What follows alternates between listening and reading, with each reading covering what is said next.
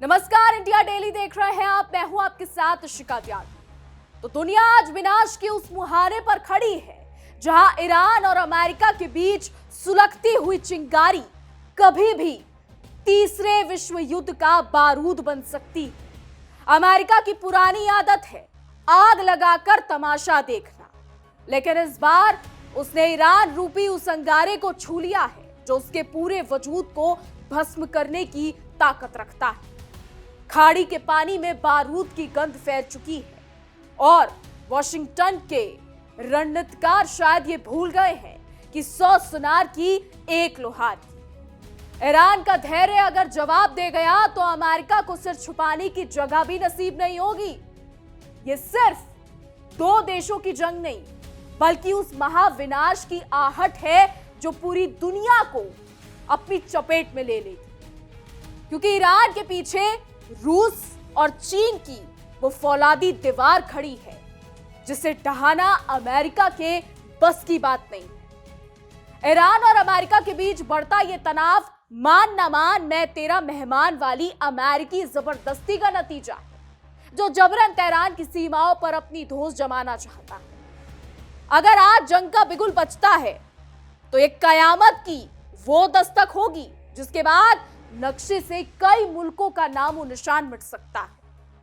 America अपनी अकड़ में यह समझ बैठा है कि वो ड्रोन और मिसाइलों से ईरान को झुका देगा, लेकिन वो ये नहीं जानता कि घायल शेर की सांसें उसकी दहाड़ से भी ज्यादा खतरनाक होती हैं। खाड़ी की लहरें चीख चीख कर कह रही हैं कि अगर अमेरिका ने अपनी हद पार की तो वर्ल्ड वॉर 3 का आगाज वॉशिंगटन की बर्बादी के साथ होगा, जहां पूरब की ताकतें मिलकर उस अहंकारी साम्राज्य का अंत कर देगी। बहुत स्वागत है आपका। तो आज हम उस महाशक्ति का मुखौटा उतारने जा रहे हैं जो दुनिया का चौधरी बनने का ढोंग तो करता है, लेकिन असल में उसकी जड़ें खोखली हो चुकी है। आज बात उस अमेरिका की जिसकी फितरत में झूठ बसा है, जो दूसरों के घरों में आग लगाकर अपनी रोटियां सेकने का पुराना खिलाड़ी है। वक्त बदल चुका है और अब 7 समंदर पार बैठे इस मुल्क की दादागिरी के दिन गिनती के रह गए हैं, क्योंकि अब दुनिया के बिसात पर नए खिलाड़ी खड़े हो गए हैं। अपनी ही अकड़ में चूर अमेरिका ये भूल गया है कि दीवारों के भी कान होते हैं और उसकी हर साजिश अब उसी के गले की फांस बनती जा रही है। अमेरिका का अहंकार, जिसने शांति के नाम पर सिर्फ युद्ध परोसे हैं और लोकतंत्र के नाम पर तानाशाही बोई है, दुनिया अब इस सफेद पोश ठग की असलियत पहचान चुकी है, जो दोस्ती का हाथ बढ़ाकर पीठ में खंजर घोंपने में माहिर है। लेकिन अब उसकी दाल गलने वाली नहीं है, क्योंकि पूरब से लेकर पश्चिम तक अब उसके खिलाफ एक ऐसी आंधी उठ रही है जो वॉशिंगटन के महलों को हिलाकर रख देगी। ये समय है ये समझने का कि कैसे एक मुल्क ने पूरी दुनिया को अपनी उंगलियों पर नचाने की कोशिश की, लेकिन अब वो खुद अपनी ही बिछाई बिसात पर चारों खाने चित होने वाला है। अमेरिका की हालत आज उस खिसियानी बिल्ली जैसी हो गई है जो खंबा तो नोचती है, लेकिन उसका फल उसे नहीं मिलता, क्योंकि अब उसकी धमक फीकी पड़ रही है और उसकी धौंस को ठेंगा दिखाया जा रहा है। अमेरिका खुद को सबसे बड़ा समझ बैठा था, लेकिन उसे अंदाजा नहीं था कि शेर को सवा शेर जरूर मिलता है। और आज रूस, चीन और ईरान ने मिलकर उसकी नींदें आराम कर दी। जिन मुल्कों को वह कमजोर समझकर दबाने की कोशिश करता था, आज वही मुल्क उसकी आंखों में आंखें डालकर उसे उसकी औकात बता रहे हैं।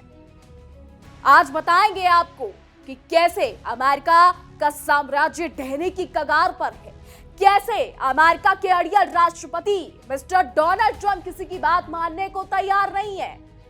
आज बताएंगे आपको कि कैसे ट्रंप खाड़ी में तबाही मचा रहे हैं और समझाएंगे कि किस तरीके से अमेरिका पीछे धकेलता जा रहा है। आज बताएंगे आपको कि ईरान जैसा देश कैसे खाड़ी से यूएस आर्मी को खदेड़ रहा है। आज बताएंगे आपको उस गिरते हुए साम्राज्य की कहानी जो अपनी साख बचाने के लिए हाथ पांव मार रहा है, लेकिन समंदर की लहरें अब उसके खिलाफ बह रही हैं। जब हम वैश्विक राजनीति के इस अखाड़े को देखते हैं तो साफ नजर आता है कि अमेरिका का सूरज अब ढलने की ओर है। और उसकी नीतियां उल्टा चोर कोतवाल को डांटे वाली कहावत को सच कर रही हैं। उसने हमेशा से दूसरे देशों की तरक्की में रोड़े अटकाए हैं, लेकिन अब वक्त का पहिया घूम चुका है और उसकी अपनी अर्थव्यवस्था और कूटनीति के परखच्चे उड़ रहे हैं। आज के इस दौर में जहां एकता ही शक्ति है, वहां अमेरिका का बिल्कुल अकेला पड़ना कोई नई बात नहीं है। अमेरिका इस वक्त बिल्कुल अकेला पड़ गया है और उसकी खोखली धमकियां अब किसी चुटकुले से कम नहीं लगती। आपको बता दें कि सुपर पावर अमेरिका, जो अपने आप को सुपर पावर कहता था, अपने आप को ये कहता था कि हमें किसी से डरने की जरूरत नहीं है, हम तो तुम्हें तबाह कर देंगे, वो आज खुद ईरान जैसे देश से दबता नजर आ रहा है।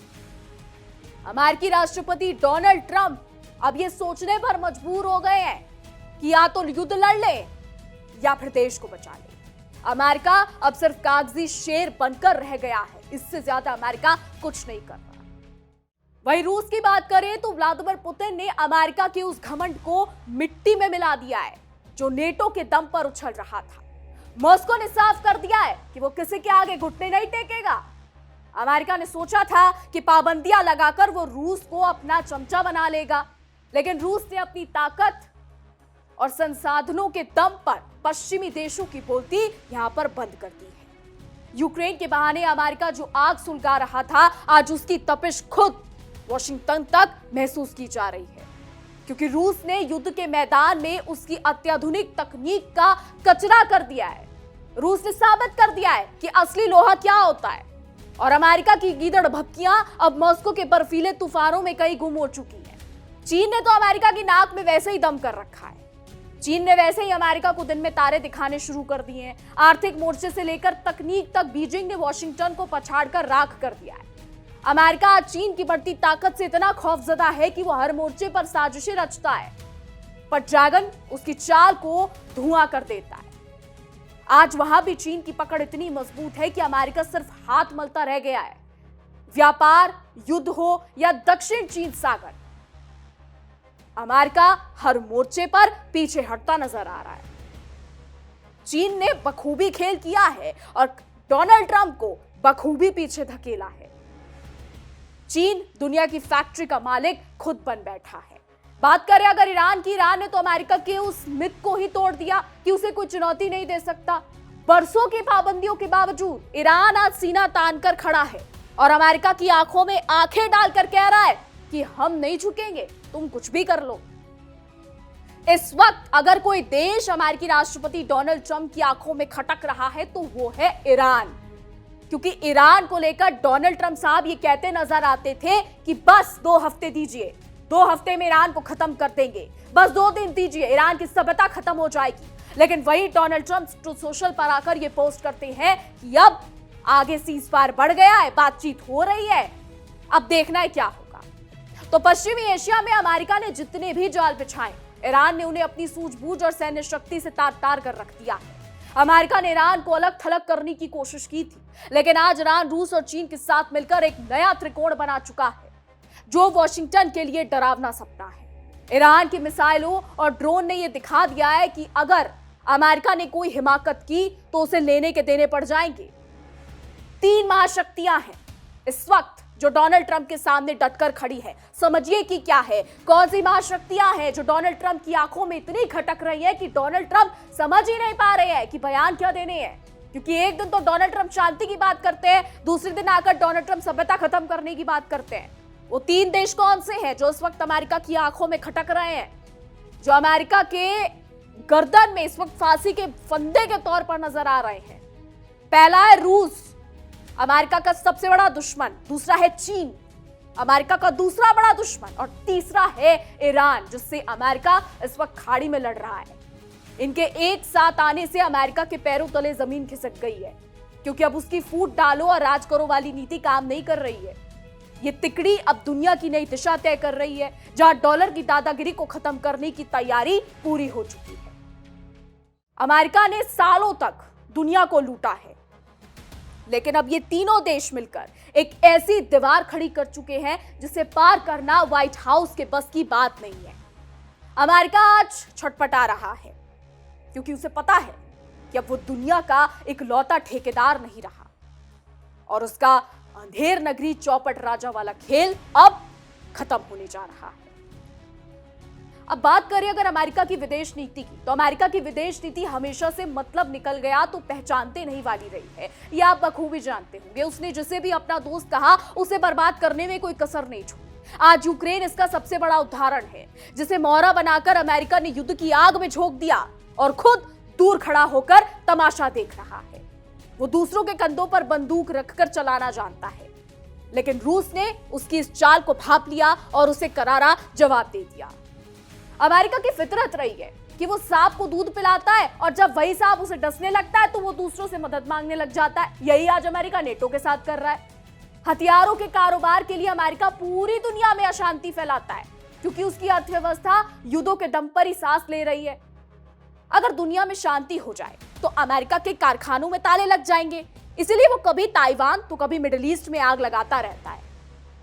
लेकिन अब दुनिया समझ चुकी है, दुनिया समझदार हो गई है और कोई भी उसकी मीठी छुरी वाली बातों में आने को तैयार नहीं है। चीन और रूस ने मिलकर दुनिया को एक वैकल्पिक रास्ता दिखाया है, जहां विकास की बात होती है, विनाश की नहीं। और यही बात अमेरिका को हजम नहीं हो रही है। अमेरिका तो ये चाह रहा है कि युद्ध करो और हमसे सामान लो।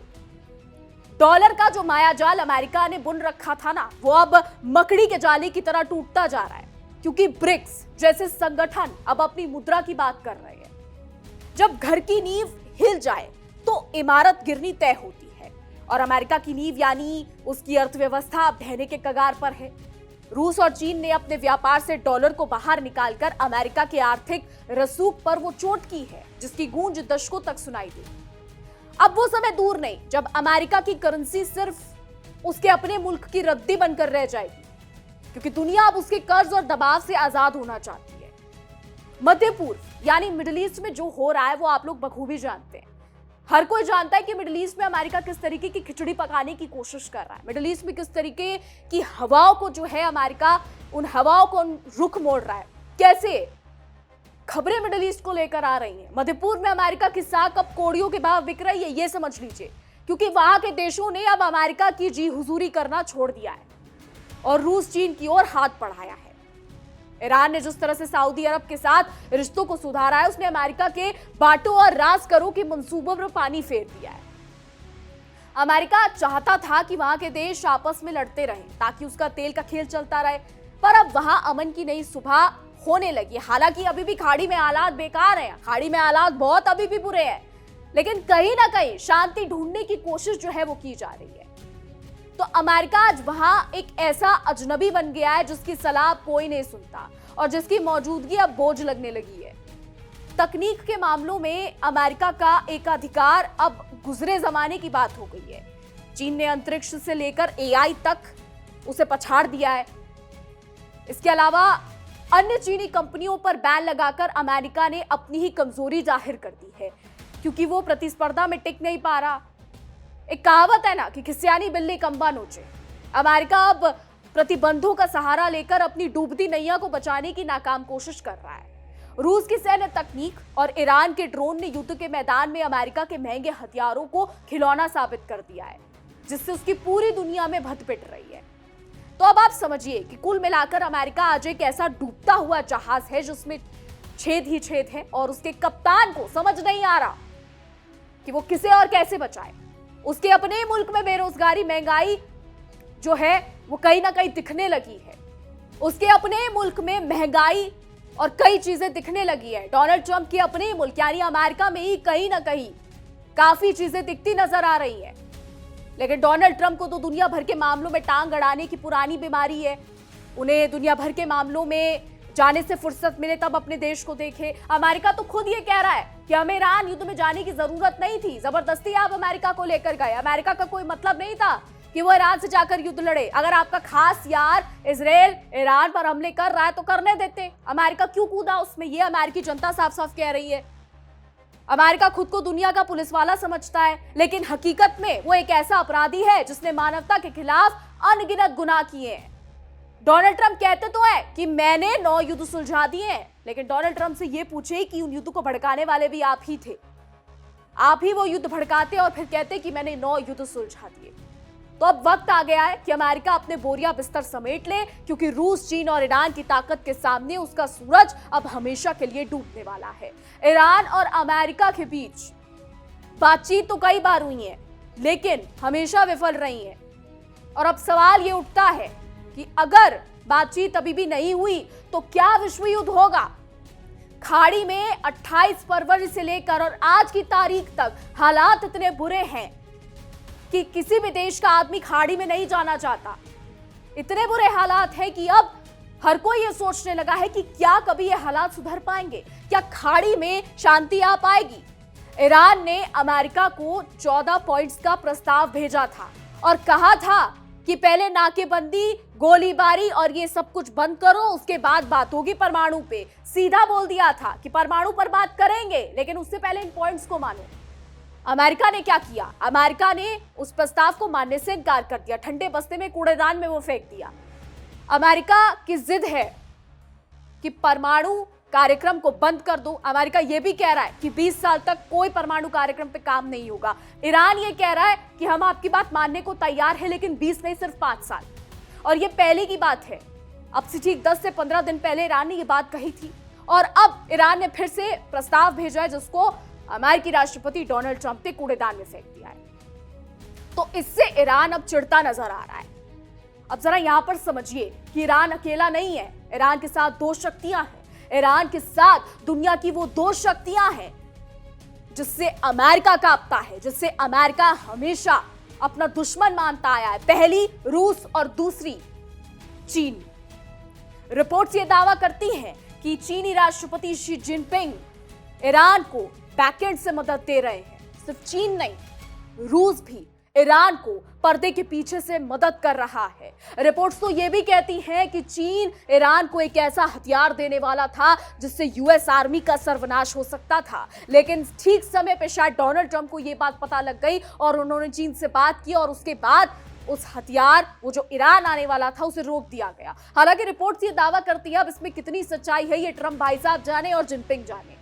लेकिन बात करें अगर रूस की, तो जब से अब्बास अराक्ची रूस गए हैं, अब्बास अराक्ची के तेवर बदल गए हैं, ईरान के तेवर बदल गए हैं। ईरान के कमांडर साफ कह रहे हैं कि ऐसा हथियार अब इस्तेमाल होगा जिससे शायद उनके नेताओं को हार्ट अटैक तक आ जाए।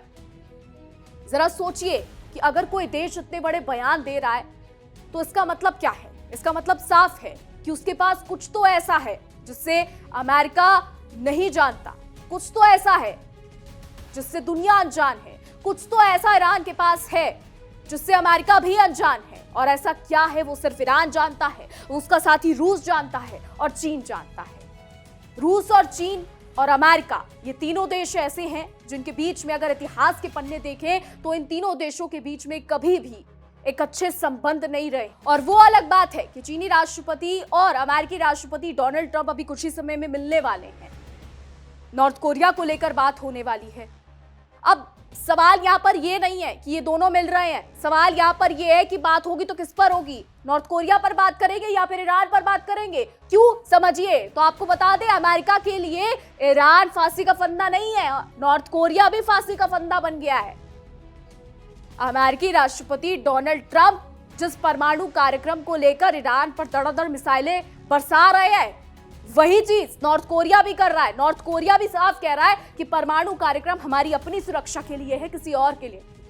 अब इस पर डोनाल्ड ट्रंप क्या करेंगे? नॉर्थ कोरिया के तानाशाह को सन की तानाशाह कहा जाता है। दुनिया भर में कई लोग नॉर्थ कोरिया के तानाशाह को लेकर सर्च करते हैं।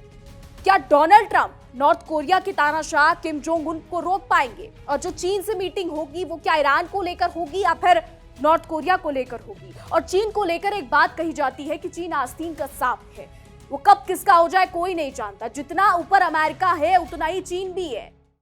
अब चीन क्या करेगा?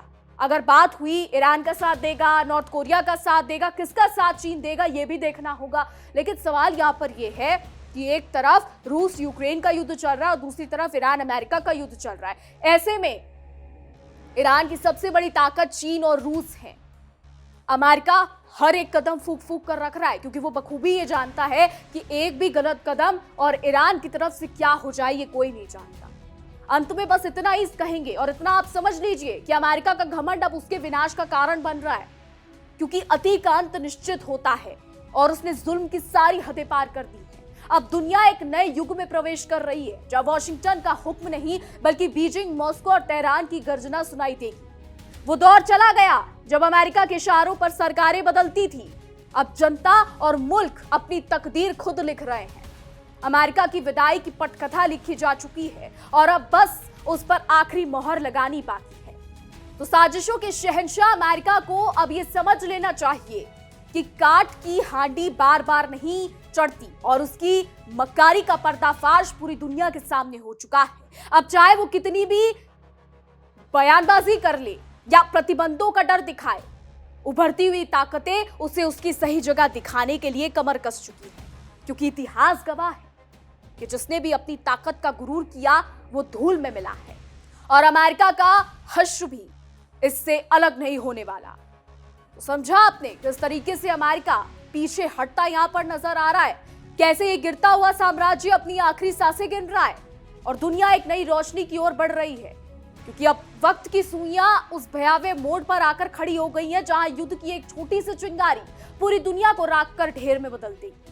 अमेरिका जिस आग से खेल रहा है वो उसे ये याद दिला देगी कि दूसरे के घर में आग लगाने वाले का अपना घर भी सुरक्षित नहीं रहता। यदि ईरान और अमेरिका के बीच युद्ध छिड़ता है तो यह केवल दो सेनाओं की भिड़ंत नहीं होगी, बल्कि आधुनिक सभ्यता के अंत का आगाज होगी। रूस और चीन जिस तरह से मोर्चाबंदी कर चुके हैं, उससे साफ है कि इस बार अमेरिका को 7 समंदर पार भी चैन की नींद नसीब नहीं होगी और उसे अपनी हर पुरानी चाल का हिसाब चुकता करना पड़ेगा।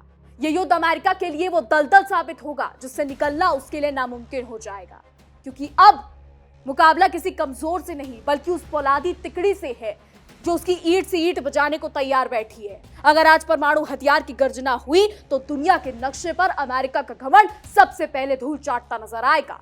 विनाश काले विपरीत बुद्धि यानी वॉशिंगटन के हुक्मरान अपनी हार को भाप नहीं पा रहे हैं और युद्ध के उन्माद में उस खाई की तरफ बढ़ रहे हैं जहां सिर्फ और सिर्फ बर्बादी लिखी है।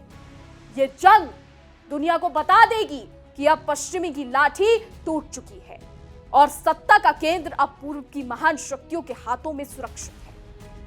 निष्कर्ष यही निकलता है कि अमेरिका की विस्तारवादी और विनाशकारी सोच ने आज पूरी इंसानियत को तीसरे विश्व युद्ध की कगार पर ला खड़ा किया है। लेकिन अमेरिका ये कान खोलकर सुन ले कि अब डोनाल्ड ट्रंप ज्यादा दिन तक इस युद्ध को खींच नहीं पाएंगे। अमेरिका के जुल्मों का घड़ा अब बढ़ता जा रहा है और रूस, ईरान, चीन की एकजुटता उसके ताबूत की आखिरी कील साबित हो सकती है, क्योंकि वो दौर बीत चुका है जब दुनिया वॉशिंगटन के डर से सहमी रहती थी। अब दुनिया अमेरिका की विदाई और एक नए वैश्विक उदय का गवाह बनने जा रही है।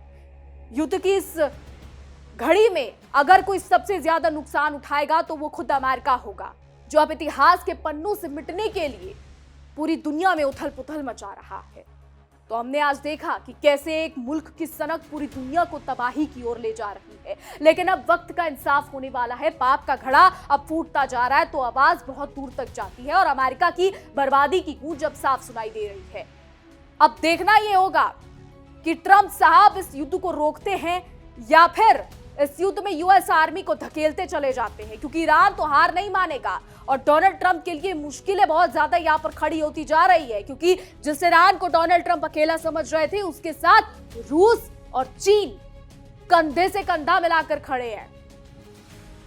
सामने से कोई नहीं आ रहा है, लेकिन पर्दे के पीछे से जो कहानी चल रही है वो डोनाल्ड ट्रंप के लिए सही नहीं है। और एक पुरानी कहावत है कि जब सामने से चीजें ना दिखे और पर्दे के पीछे से चीजें हो तो वो और ज्यादा खतरनाक होती हैं। पर्दे के पीछे रूस, चीन, ईरान, इन तीनों देशों के बीच में जो चीजें चल रही हैं वो डोनाल्ड ट्रंप की नींद उड़ा देंगी। आने वाला समय ये दिखाएगा कि कैसे डोनाल्ड ट्रंप पीछे बैठते हैं। आने वाला समय ये तय करेगा कि मिडिल ईस्ट में ये तनाव जो अमेरिका ने भड़काया है ये शांत होगा या नहीं, या फिर दुनिया की 3 सुपर पावर के बीच ऐसी जंग होगी कि वर्ल्ड वॉर 3 का आगाज हो जाएगा। रूस, चीन और अमेरिका, क्या ये तीनों जंग के मैदान में आमने सामने आएंगे, ये भी आने वाला समय बताएगा। इतना तो तय है कि ना तो ईरान हार मानेगा ना अमेरिका हार मानेगा, और अगर ऐसा नहीं हुआ, अगर ऐसा हुआ भी अगर इन्होंने हार नहीं मानी तो फिर रूस और चीन मैदान में कूदेंगे और फिर वो होगा शायद जिसकी कल्पना दुनिया ने नहीं की होगी। बहरहाल आने वाला समय तय करेगा कि खाड़ी का भविष्य क्या होता है, विश्व युद्ध होगा, वर्ल्ड वॉर 3 होगा या फिर नहीं। हालांकि ईरान लड़ तो रहा है और रूस और चीन पीछे से लड़ रहे हैं। रूस और चीन कभी आगे आके नहीं लड़ेंगे क्योंकि रूस पहले से ही यूक्रेन के साथ उलझा हुआ है और चीन ताइवान को नहीं छोड़ना चाहता है। ऐसे में सवाल कई सारे हैं और जवाब सिर्फ आने वाला समय देगा कि क्या कुछ होता है। फिलहाल हमारी आज की रिपोर्ट में बस इतना ही। क्या कुछ राय है, आप किस पर क्या कुछ सोचते हैं, कमेंट्स के जरिए जरूर बताइएगा। और युद्ध से जुड़ी तमाम अपडेट्स को बेहतर तरीके से समझने के लिए देखते रहिए इंडिया डेली। देखिए इंडिया डेली 24/7 अब आपके स्मार्ट टीवी पर। इंडिया डेली मौजूद है सभी डिजिटल प्लेटफॉर्म पर लाइव और लगातार। इंडिया डेली 24/7 हर दिन राष्ट्र को समर्पित।